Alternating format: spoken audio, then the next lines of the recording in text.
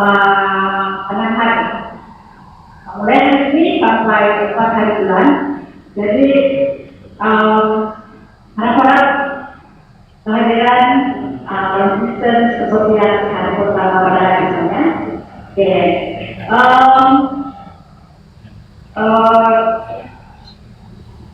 Untuk pelajaran yang disediakan bersama dengan TCR Planner kita ini merupakan mengenai dengan wanita-wanita yang tokoh-tokoh Alkitab dari Alkitab. Jadi tajuk yang diberikan kepada saya adalah nama dia Tu dari atas, yaitu dalam bahasa Melayu dia Rudi kan, Rudi dalam Kisah Para Rasul pasal 12 ayat 13. Nama dia tertulis di sana. Hanya satu kali saja disebut dalam Kisah Para Rasul ayat pasal 12 ayat 13. Tapi ini yang ditulis di sini nama dia dalam bahasa Inggris ialah macam mana sebutan? Roda, betul kan? Cukup. Jarang-jarang jumpa ini nama ini, yaitu wanita dalam Alkitab yang bernama Roda dan saya. Itulah tema KKR kita pada kali ini, dan pelajaran yang saya akan sampaikan pada petang ini ialah gadis hamba yang setia. Jadi yang dimaksudkan dengan gadis hamba yang setia di sini ialah Roda. Ataupun dalam Alkitab kita baca dalam Kisah, kalau ada yang ada bawa Alkitab, kita boleh buka di dalam Kisah pasal 12 ayat 13, nama dia tertulis di sana ya. Dan untuk memulakan pelajaran kita pada petang ini, saya ingin membaca satu ayat yang terdapat di dalam Mazmur 119 ayat 105 yang berbunyi begini, firman-Mu itu pelita yang memimpin aku dan cahaya yang menerangi jalanku. Ya, menerangi jalanku.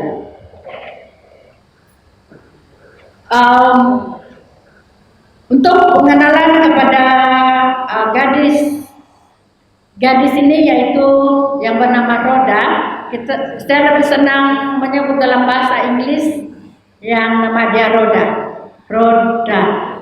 Tapi dalam bahasa Melayu nama dia Rudi kan. Oke. Walaupun Roda disebut hanya sekali dalam Alkitab, peristiwa yang dikaitkan dengannya adalah penting. Sangat pentingnya.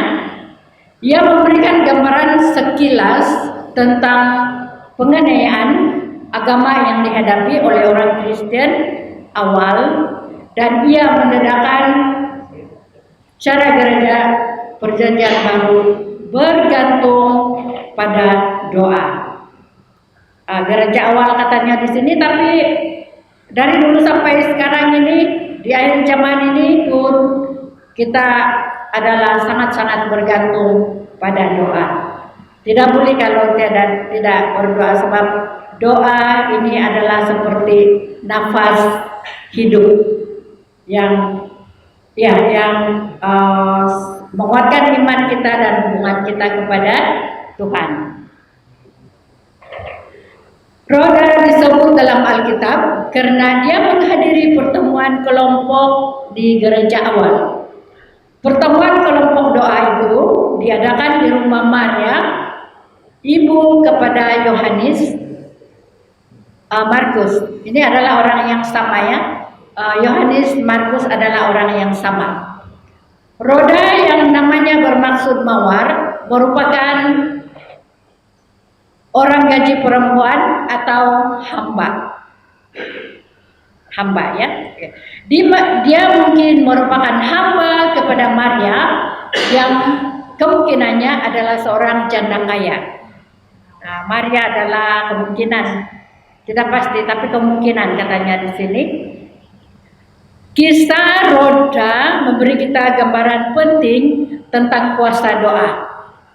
Kisah ini menunjukkan bahwa sumber Tuhan lebih besar daripada jangkaan kita, dan bahwa tidak ada masalah yang terlalu sukar untuk Tuhan selesaikan.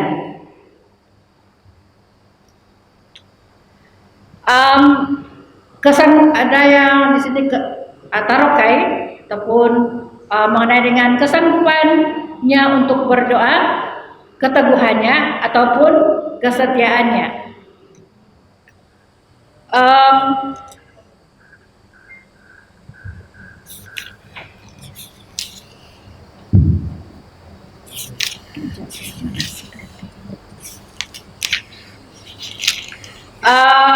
Roda adalah seorang yang sangat kuat, ataupun dia ada kesanggupan untuk melayani yang luar biasa sekali. Dia adalah seorang hamba. Dia bukanlah seorang yang mungkin yang orang yang luar biasa berpendidikan tinggi ataupun tercatat sebagai seorang yang pintar di dalam Alkitab, tapi tadi kita sudah dengar bahwa dia adalah hanyalah seorang hamba ataupun hamba kepada Maria. Jadi, tapi kenapa dia telah digelarkan sebagai seorang yang punya kesanggupan untuk melayani?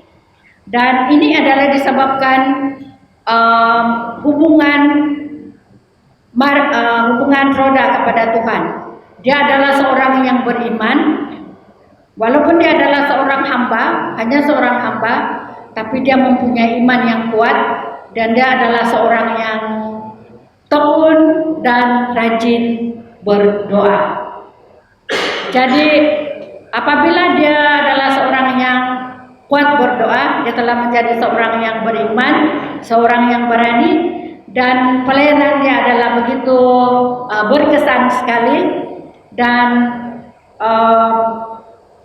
dia mempunyai keteguhan iman yang begitu luar biasa dan kesetiaan kepada Tuhan. Dan apabila dia seorang yang setia kepada Tuhan, taat kepada Tuhan, maka telah menjadikan dia seorang yang baik dan taat juga kepada tuannya, yaitu Maria. Oke.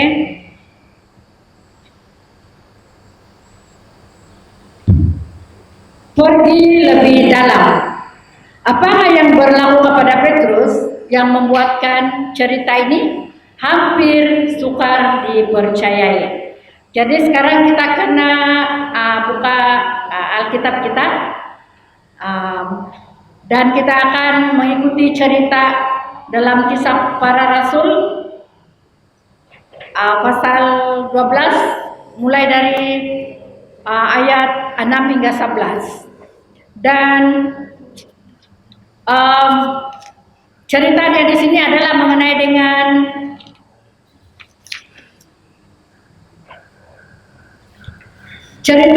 dengan bagaimana Petrus telah ditangkap atas arahan Raja Herodes untuk dihukum, tapi sebelum dihukum dimasukkan dalam penjara terlebih dahulu.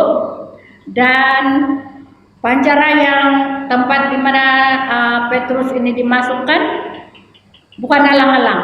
Menurut cerita yang tercatat di dalam Alkitab, pintu penjara itu ada tiga lapis pintu. Nah, selalunya penjara yang kita lihat satu saja pintu dia, kan? Tapi ini Raja Herodes punya pemerintahan, penjara dia 3 lapis pintu. 3 lapis maksudnya 3 pintu.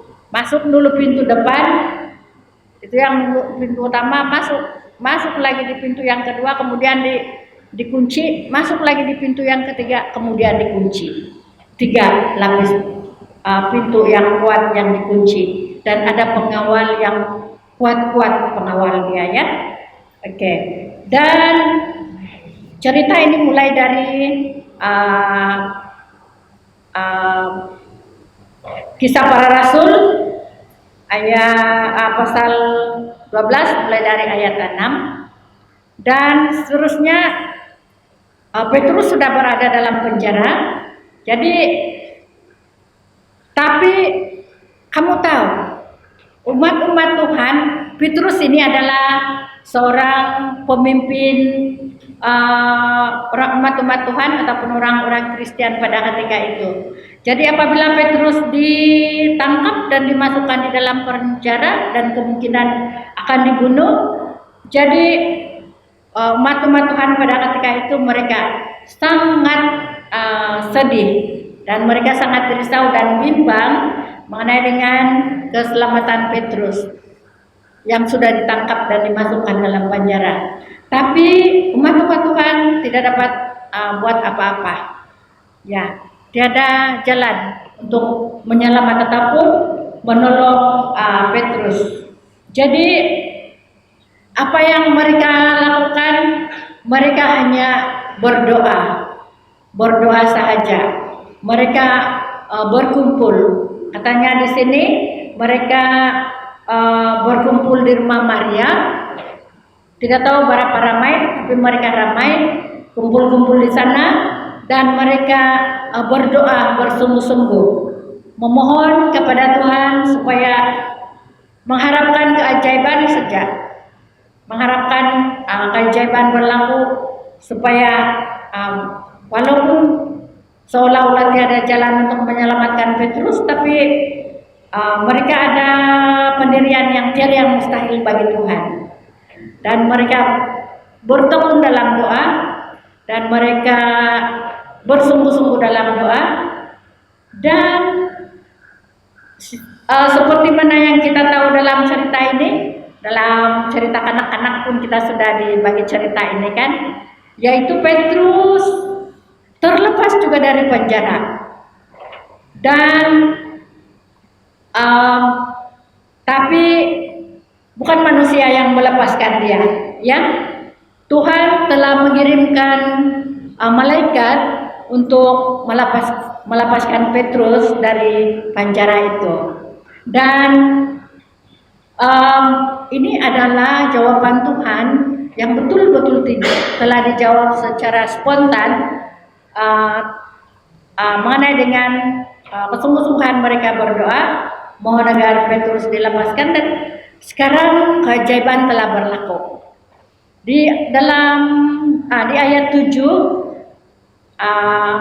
menerangkan bahwa saya tidak baca dengan terperinci ya, tapi kita boleh pahami juga ini. Di dalam ayat yang ke-7 menerangkan bahwa ada malaikat yang telah datang untuk memberi arahan kepada Petrus untuk berdiri. Dan apabila dia berdiri, tertanggal pula rantai-rantai yang bukan di tangan saja yang ada rantai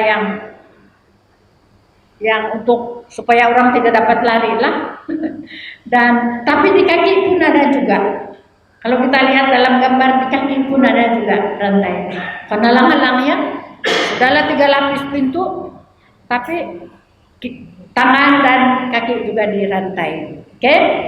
Dan apabila Petrus tengok muka malaikat itu dan saya mau berdiri, dia cakap. Jadi bila dia berdiri, satu-satu tuh rantai jatuh dari tangan dan dari kaki dia, tertanggal, dan dia pun heran.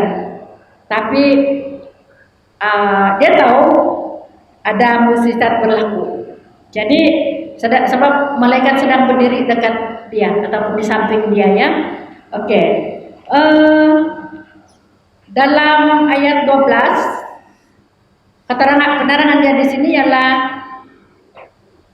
Petrus setelah jalan bersama-sama dengan malaikat itu keluar melalui pintu itu, pintu yang ketiga dulu ya, pintu yang ketiga, dan pintu itu terbuka.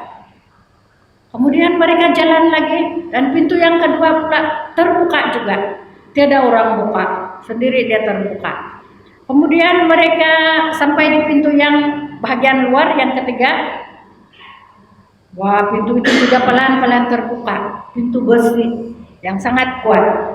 Dan mungkin pengawal dia pun mereka tidak menyadari ataupun ya mereka tidak menyadari ketika Petrus dengan malaikat itu berjalan keluar, mereka tidak menyadari. Dan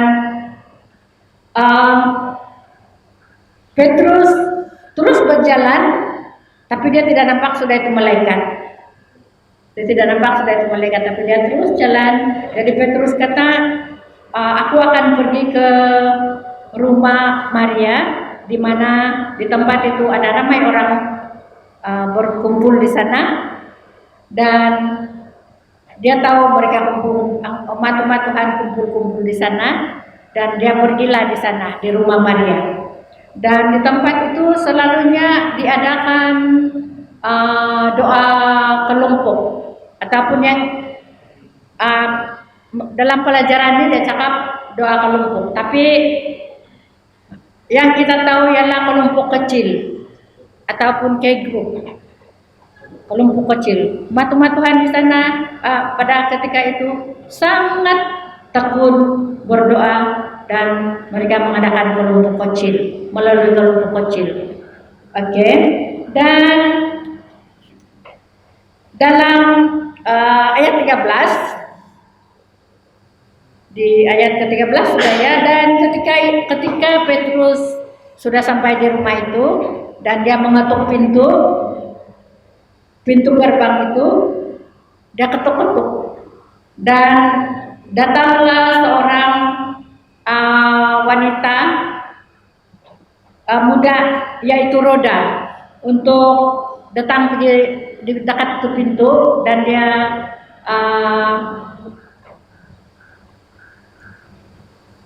dia mau dengar-dengar dan belum lagi dia buka pintu, sebab di sini penganiayaan terhadap orang Kristen pada masa itu memerlukan mereka untuk berhati-hati apabila mereka membuka pintu mereka.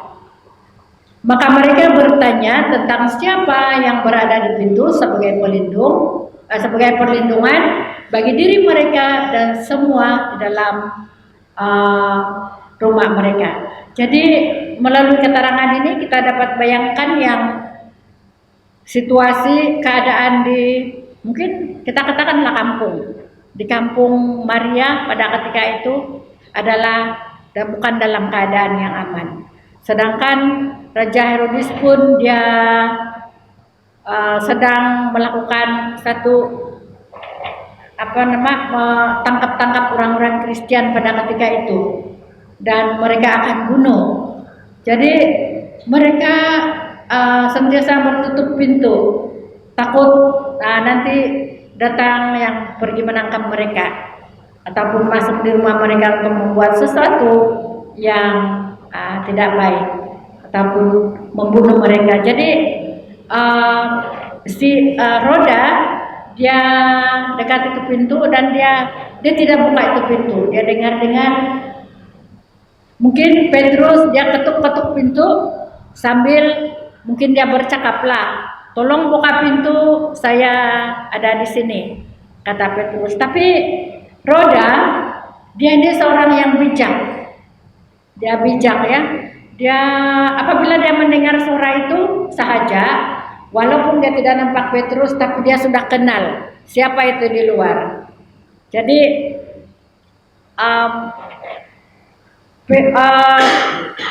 Roda dia sangat gembira apabila dia mendengar suara Petrus.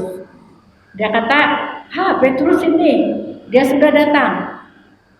Sudah pasti dia sudah sudah keluar dan selamat dari penjara, katanya. Jadi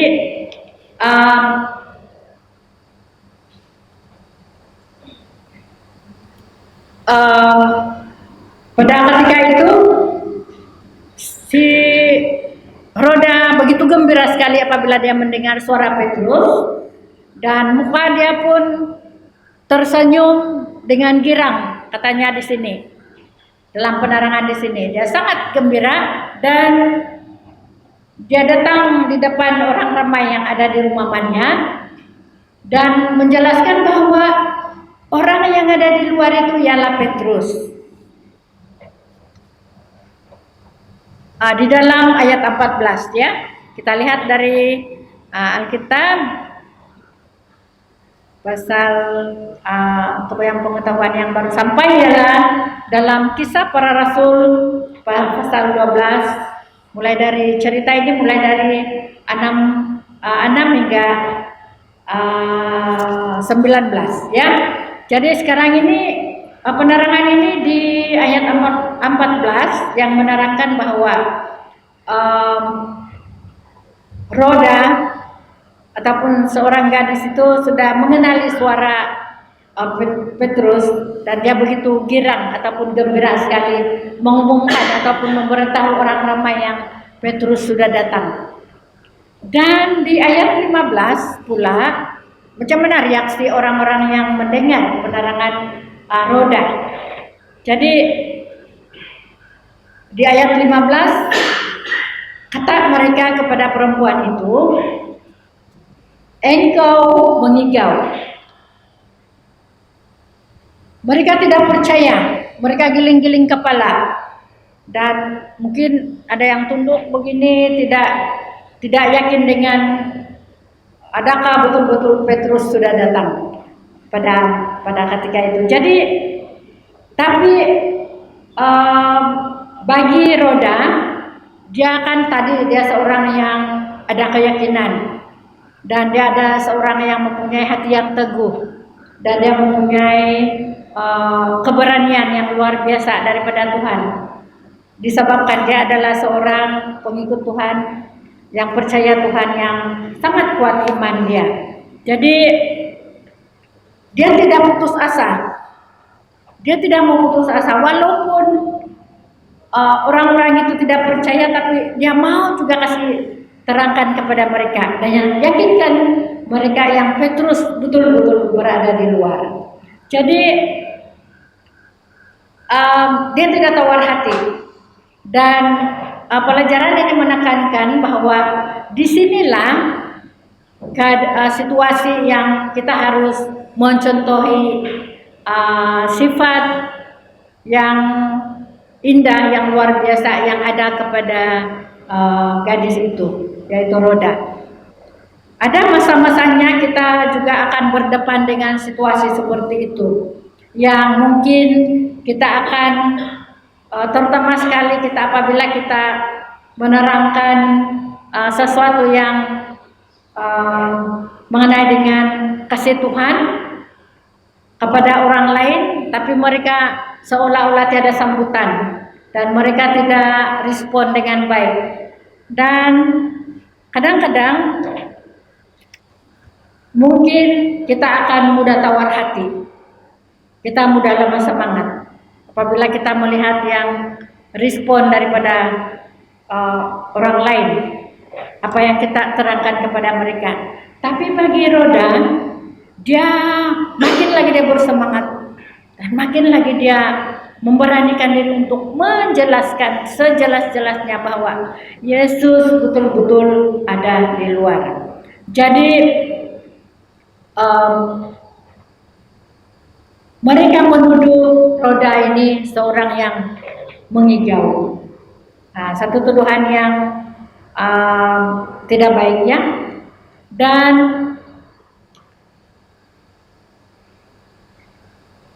kata mereka mungkin itu adalah malaikat, bukan Petrus, hanya malaikat yang berada di luar.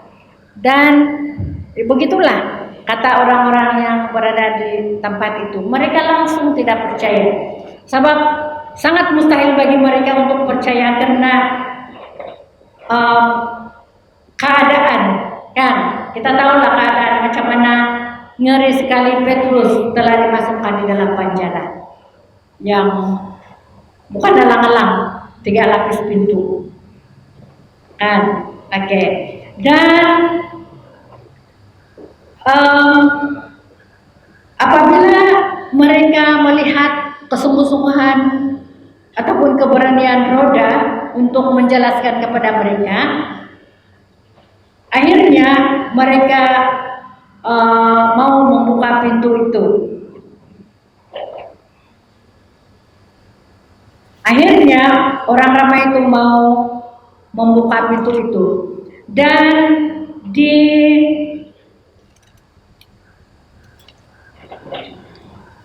dalam ayat 15 juga menerangkan bahwa mereka sangat tercengang dan terkejut apabila pintu itu dibuka. Petrus betul-betul berdiri di depan ataupun di muka pintu itu. Mereka betul-betul terkejut dan tercengang. Mungkin mereka berpandangan antara satu sama lain dan sangat terkejut. Jadi sekarang ini terdapat di dalam ayat 16 ya. Jadi beginilah keadaan yang telah dilalui oleh Roda yang menyebabkan dia telah menjadi seorang yang cerita yang kita harus perhatikan untuk kita jadi teladan ataupun contoh bagi kita pada hari ini, yaitu keberanian yang luar biasa yang ada di dalam diri dia ataupun diri Roda. Dan pengulas Alkitab juga menerangkan bahwa Roda masih bekerja sampai larut malam. Maksudnya dia adalah seorang yang bukan saja berani, bukan saja taat kepada Tuhan, tapi dia adalah seorang yang rajin dan kuat bekerja. Adakah bekerja lagi sampai larut malam? Masih muda lagi, tapi dia begitu luar biasa kerajinan dia. Bukan seperti biasa-biasa. Dia adalah anak gadis yang luar biasa, ya. Jadi tercatat dalam Alkitab. Jadi pelajaran kita pada hari ini. Dan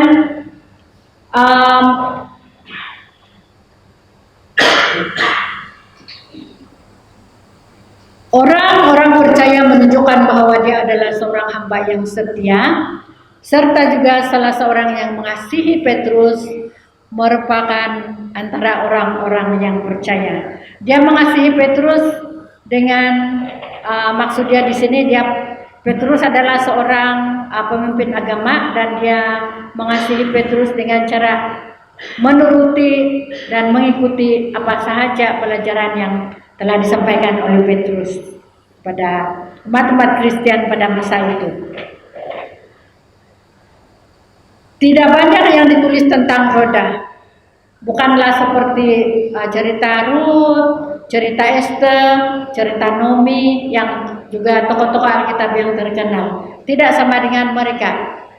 Walau bagaimanapun, sementara kita mengkaji ringkasnya, kita dapati bahwa dia adalah seorang wanita muda yang setia. Dia adalah terkenal sebagai seorang yang setia kepada Tuhan, tapi setia untuk segala-galanya. Dalam pekerjaan apapun dia adalah seorang yang setia. Banyak pelajaran hidup yang paling penting dipelajari apabila kita memperhatikan mereka yang bersahaja dan tidak dikenali. Mereka bukanlah sangat terkenal dan dia bukanlah seorang yang luar biasa mungkin. Dia bukan seorang yang sangat menonjol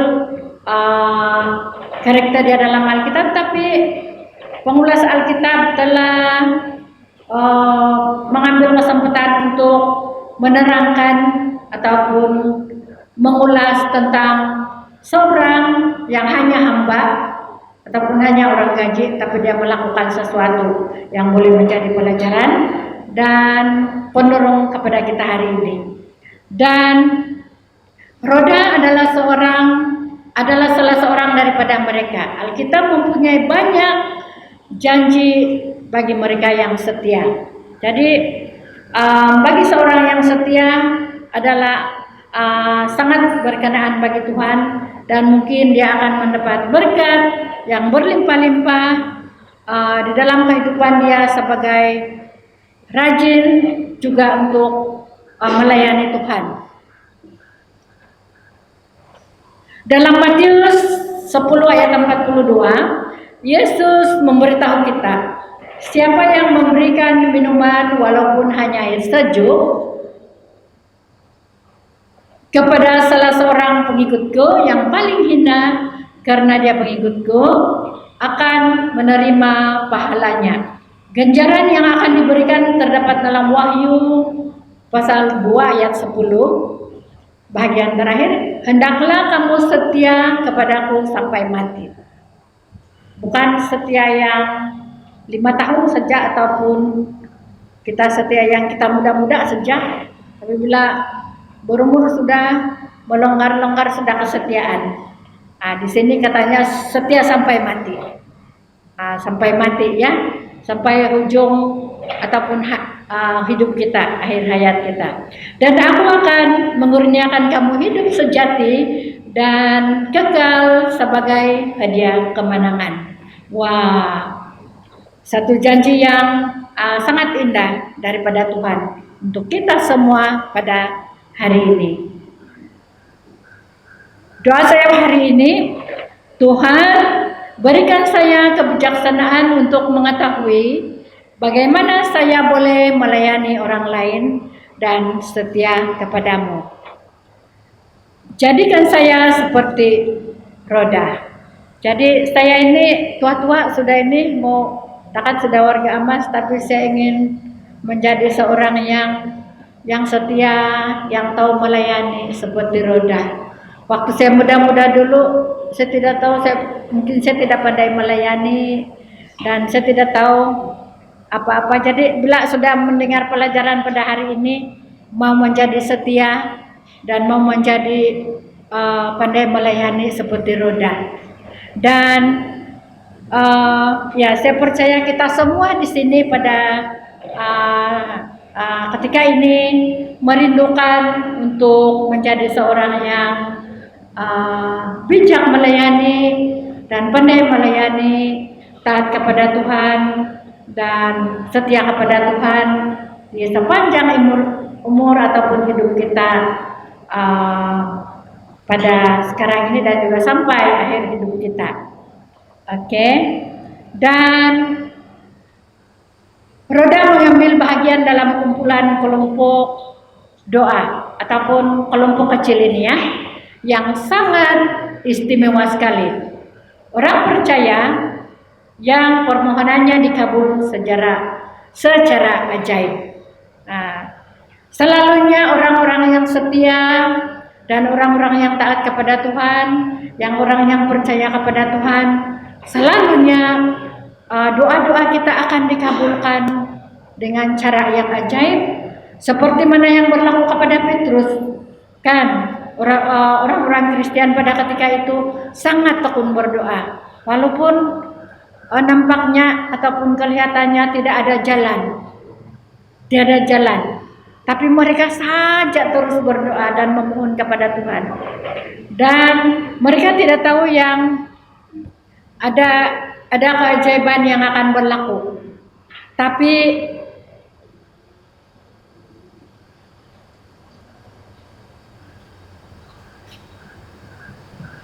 mereka terus berdoa.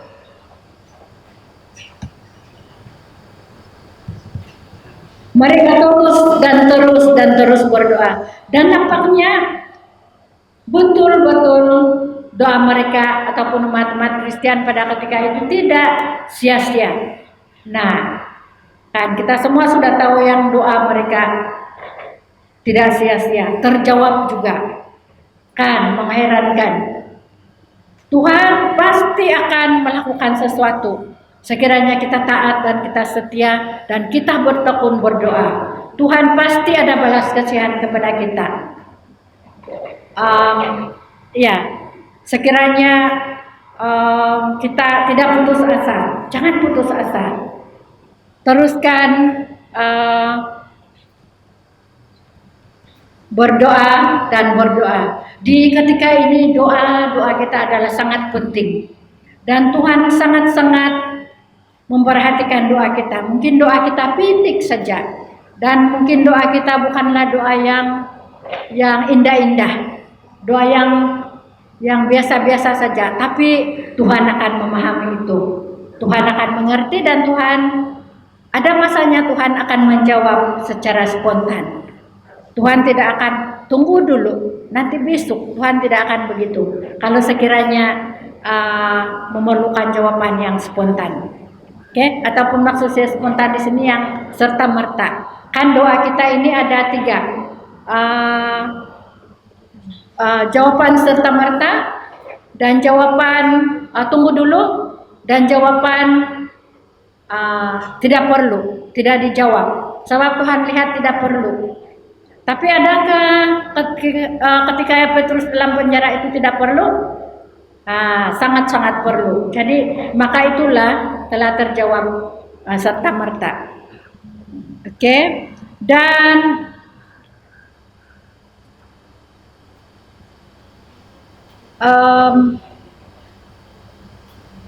tidak banyak yang ditulis. Sorry.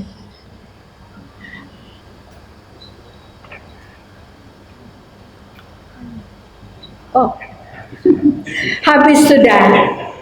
Macam saya minat untuk menerangkan ini pelajaran sebab menginspirasi kepada saya juga, tapi saya ingat belum habis. Sudah habis pula. Oke, itu sahaja pelajaran yang telah kita dengar ataupun pelajari bersama mengenai dengan seorang gadis yang hanya seorang orang gaji ataupun seorang hamba. Tapi Tuhan telah melakukan sesuatu yang luar biasa di dalam kehidupan dia sebab dia sangat-sangat disebabkan kesetiaan dan ketekunan dia untuk berdoa. Jadi bagi kita semua di sini pada hari ini, kita mungkin kalau seorang-seorang kadang-kadang kita berdoa juga, tapi ada masanya kita rindu berdoa dalam kumpulan-kumpulan, kan? Jadi selepas saja selesai KKR kita selama 6 hari ini, yaitu 4 hari bulan akan selesai dan kelompok kecil akan diaktifkan di wilayah kita, kelompok kecil.